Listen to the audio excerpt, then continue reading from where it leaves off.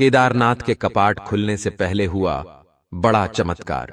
जो नजारा देखने को मिला उसे देखकर सभी की रूह कांप गई।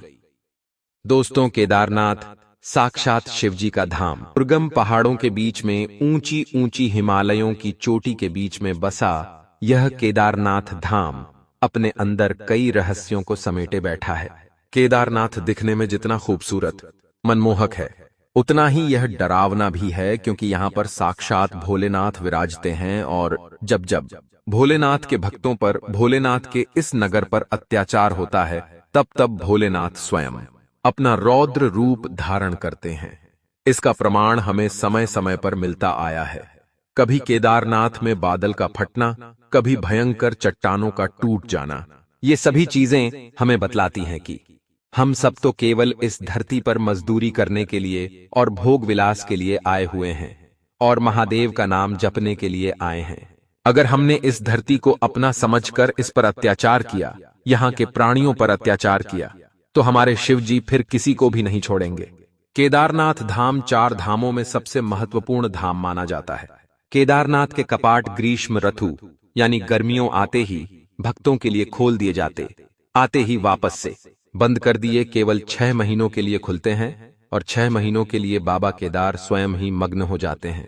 इस वर्ष केदारनाथ के कपाट 2 मई को खुलने जा रहे हैं, जिसकी तैयारियां भी जोरों शोरों से शुरू हो चुकी हैं। लेकिन इसी दौरान एक भयंकर चमत्कार देखने को मिला है। दोस्तों, किसी ने सोचा नहीं था कि केदारनाथ के कपाट खुलने से पहले ही इतना बड़ा चमत्कार केदारनाथ धाम में हो सकता है। बाबा केदारनाथ के कपाट खुलने से पहले ऊखी मठ के ओंकारेश्वर मंदिर में बाबा भैरवनाथ की पूजा अर्चना की जाती है। फिर इसके बाद में बाबा केदारनाथ की डोली केदारनाथ धाम के लिए प्रस्थान कर दी जाती है। इसके बाद बाबा केदारनाथ की STI अगले दिन यानी कि अगले ही दिन गुप्त काशी हैं और शीत ऋतु के जाते हैं। यह कपाट जाई जाती है। वहां पर से अगले दिन केदारनाथ की यह डोली फटा के लिए, और अगले दिन यही डोली बाबा केदारनाथ के गौरीकुंड पहुंच जाती है। फिर ठीक अगले दिन यह केदारनाथ की डोली गौरीकुंड से केदारनाथ धाम पहुंच जाती है, और अगले ही दिन बाबा केदारनाथ के कपाट खोल दिए जाते हैं।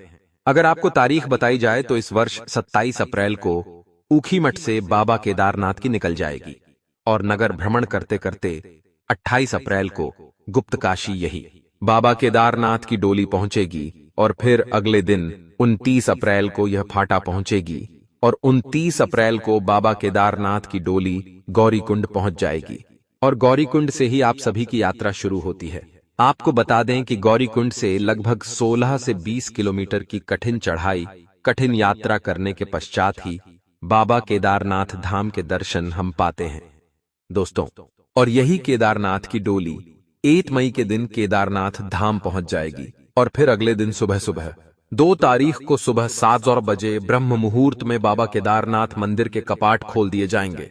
आपको हम बता दें कि जब बाबा केदारनाथ धाम के कपाट खोले जाते हैं तो पूरे प्रांगण में बाबा केदारनाथ का जयकारा लगाया जाता है, ढोल नगाड़ों की आवाजें गूंजती हैं।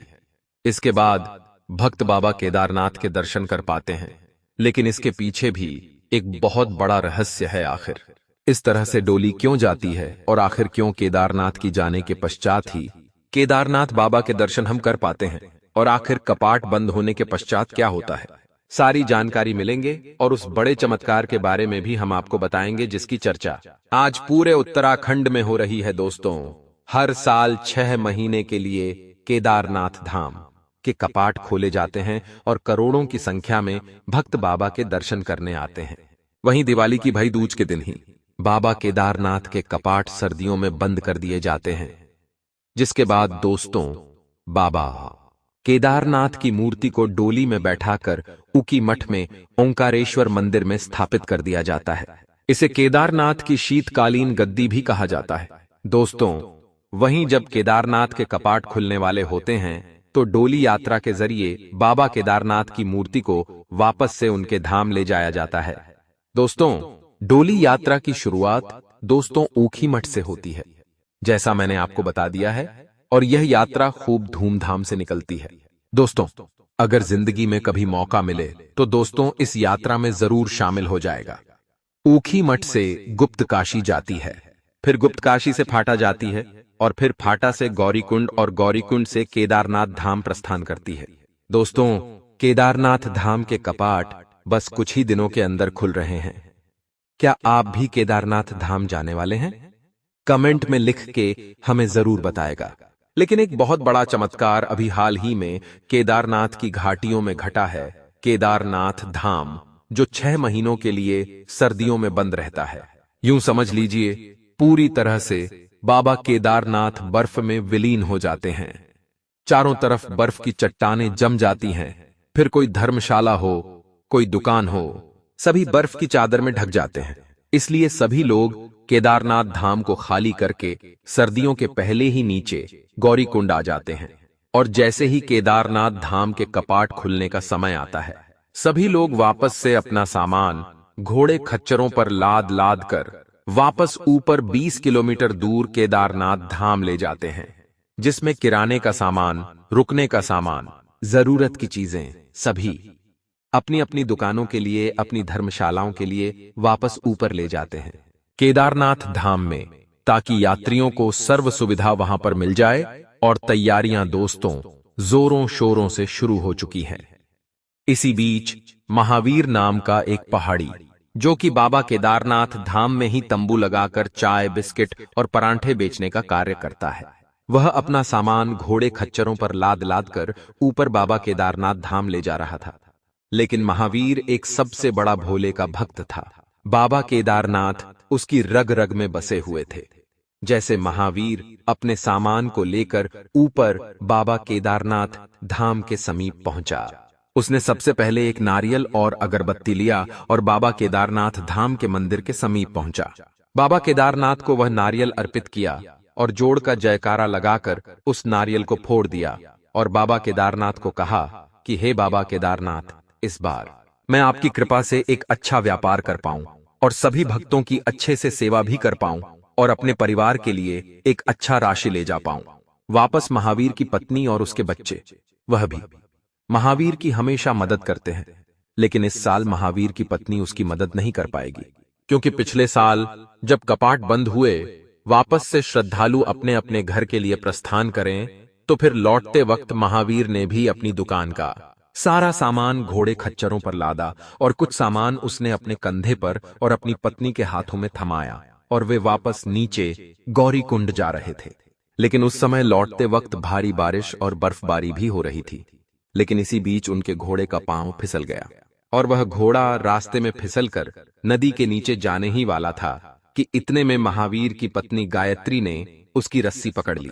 घोड़े में इतना वजन था, फिर भी महावीर की पत्नी गायत्री ने पूरी जी जान लगाकर रस्सी पकड़ ली।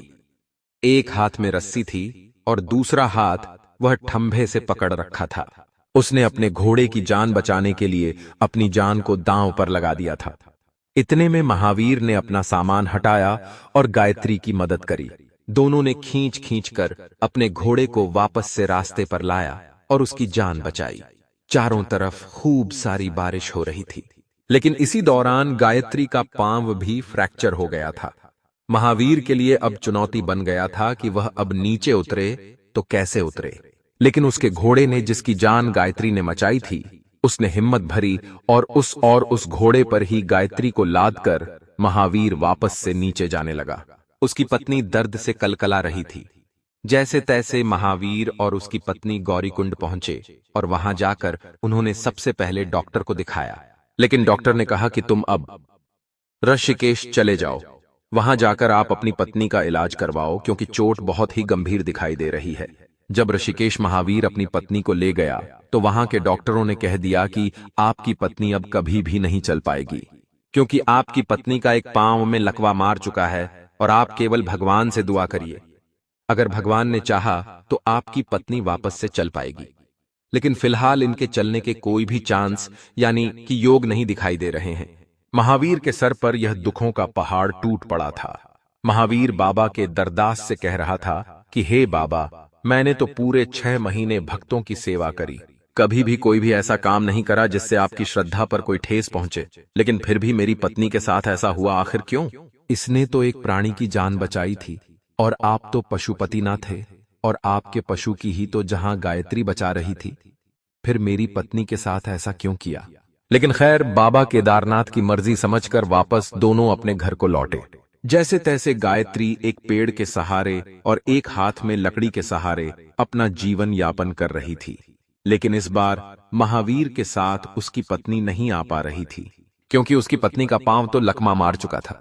महावीर जब अपने केदारनाथ धाम पहुंचा तो उसने नारियल फोड़ा और बाबा केदारनाथ को कहा कि इस वर्ष अच्छा व्यापार हो और मेरी पत्नी की आप रक्षा करना। वो हर बार आपके दर्शन करने के लिए आती है, लेकिन इस बार उसका पांव ही टूट चुका है। इसका पांव ही लकवा मार गया है और अब वह चल नहीं पाती और अब वह आपके दर्शन करने के लिए भी नहीं आ पाएगी। उसकी रक्षा करो बाबा केदारनाथ से मन्नत मांगकर वह वापस अपने दुकान को लगाने के लिए पहुंच गया। उसने अपना सामान उतारा और अपनी वह दुकान जमाने लगा। जैसे ही वह दुकान जमा रहा था, इतने में वह थक हार कर बैठा हुआ था और थक थक कर उसे कब नींद आ गई उसे भी पता नहीं चला। लेकिन इतने में ही उसके सर पर एक हाथ था। महावीर को लगा कि कोई जानवर होगा जो उसके सर पर हाथ फेर रहा होगा। महावीर की एकदम से नींद खुली और उसने देखा कि उसके सामने तो उसकी पत्नी है। महावीर समझ नहीं पाया कि आखिर यह कैसे हो सकता है। महावीर तुरंत उठ खड़ा हुआ। उसके सामने उसकी पत्नी थी। उसके सामने उसकी वही पत्नी थी जो पांव से लकवा मार चुकी थी, जो चल नहीं पा रही थी। महावीर ने अपनी पत्नी से पूछा कि तुम चल पा रही हो और तुम यहां कैसे? तो महावीर पत्नी ने कहा कि आज सुबह जब मैं उठी तो मेरा पांव बिल्कुल सही था, जिसे मेरे पांव में कुछ हुआ ही ना हो। मैं तुरंत चलने लगी और दौड़ने भी लगी और अपने घर का काम भी मैं करने लगी थी। मुझे बहुत बहुत खुश हुई। मैं आपसे फोन पर बात नहीं कर पा रही थी। मैंने सोचा क्यों ना मैं यह खुशी आपको आकर ही दूं, और मुझे तो बाबा केदारनाथ के दर्शन भी करने थे। इसलिए मैं खुद गौरीकुंड से यहां 16 से 20 किलोमीटर चढ़ाई करके आई हूं और मुझे कुछ महसूस नहीं हुआ। मैं यहां पर बिल्कुल हंसते खेलते चलकर आई हूं। जब ये बात महावीर ने सुनी तो महावीर बहुत खुश हुआ। महावीर समझ गया था कि ये तो बाबा केदारनाथ की ही महिमा है। बाबा केदारनाथ का ऐसा चमत्कार हुआ कि उसकी पत्नी वापस से चलने फिरने लग गई और खुद 16 किलोमीटर चढ़ाई करके बाबा केदारनाथ के दर्शन करने पहुंची। दोनों पति पत्नी ने बाबा केदारनाथ के मंदिर के बाहर से ही दर्शन किए, क्योंकि अभी कपाट खुलने में 5 दिन बाकी थे। यह एक बहुत बहुत बड़ा चमत्कार था। दोस्तों, इस चमत्कार पर आपकी क्या राय है? कमेंट में जरूर बताएगा। बाबा केदारनाथ सभी भक्तों के ऊपर अपनी कृपा बरसाते हैं। दोस्तों, सभी भक्तों की चिंताएं हरते हैं, उनका दुख हरते हैं। लेकिन दोस्तों, अभी हाल ही में जिस तरह से कश्मीर में यात्रियों के ऊपर आतंकवादियों ने हमला किया, उनका धर्म पूछ पूछ कर उनको मारा गया। आए दिन दोस्तों, इस धरती पर कई ऐसी घटनाएं हमारे सामने आ रही हैं। कहीं पर जानवरों को मारा जा रहा है, कहीं पर गायों को काटा जा रहा है, कहीं पर सनातन हिंदुओं का कत्ल किया जा रहा है। और दोस्तों, वह दिन दूर नहीं जब बाबा केदारनाथ वापस से अपने रुद्र रूप में आ जाएंगे, क्योंकि केदारनाथ घाटी में भी आए दिन कई ऐसे कार्य देखे जा रहे हैं जो बिल्कुल भी नहीं होने चाहिए। हाल ही में पिछले साल भी हमने देखा था कि एकदम से बादल फटा और गौरीकुंड और सोनप्रयाग के बीच का रास्ता ही टूट गया। कई सारी जानें भी उसमें गई थी। दोस्तों, आए दिन कोई ना कोई घटनाएं होती रहती है। दोस्तों, केदारनाथ में आजकल भक्त लोग दर्शन करने के नए नहीं बल्कि रील बनाने के लिए, नाचने गाने के लिए जा रहे हैं, प्राकृतिक नजारों का लुत्फ उठाने के लिए जा रहे हैं। लेकिन हमें ऐसा नहीं करना चाहिए। यह 4 धाम की यात्रा बहुत ही महत्वपूर्ण यात्रा है हमारे हिंदू धर्म में, इसलिए इसे बिल्कुल श्रद्धा के साथ ही का चाहिए, ना ही घोड़ों के ऊपर, खच्चरों के ऊपर अत्याचार करके किया जाना चाहिए। आज हम देखते हैं कि केदारनाथ में 80 किलो 90 किलो के आदमी भी जो अट्ठे इकट्ठे हैं, जिनकी उम्र भी ज्यादा नहीं है, वो भी खच्चर पर बैठकर चश्मा लगाकर ऐशो आराम से केदारनाथ के दर्शन करते जा रहे हैं। लेकिन वे नहीं जानते कि वो प्राणियों को कितना क्षति पहुंचा रहे हैं, उनको कितना पीड़ा दे रहे हैं। और जब ये पीड़ाएं होती रहेंगी तो बाबा केदारनाथ अपने रुद्र रूप में अवश्य आएंगे। इसलिए आप सभी से निवेदन है, अगर आप केदारनाथ जाना चाहते हैं तो जाइए, लेकिन वहां पर केवल शिवजी से मिलने जाइए, क्योंकि वहां शिवजी से मिलने का स्थान है, ना कि लुत्फ उठाने के लिए, पार्टी मनाने के लिए और ना कि रील बनाने के लिए है। इस बात का विशेष ध्यान रखिए। और हाँ, मुझे बताइए कि आप इस बार केदारनाथ जाने वाले हैं या नहीं। अभी के लिए आप सभी दर्शकों को जय बाबा केदारनाथ। कल पुनः मिलेंगे किसी नई स्टोरी के साथ। अभी के लिए धन्यवाद।